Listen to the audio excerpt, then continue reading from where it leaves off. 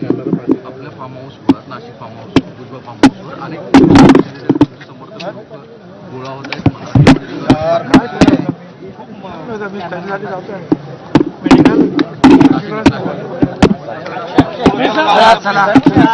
पक्षाकडनं काही वेगळी जबाबदारी वगैरे देण्यात येणार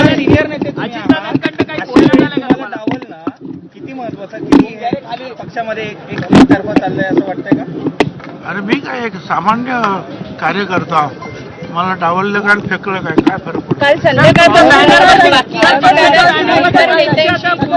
बोलणं झालंय कारण का मंत्रीपद मिळत नाहीये, पुढची भूमिका काय असणार छगन भुजबळांची? असं मंत्रिपद किती वेळा आलं आणि किती वेळा केलं? छगन भुजबळ काही संपला नाही ना.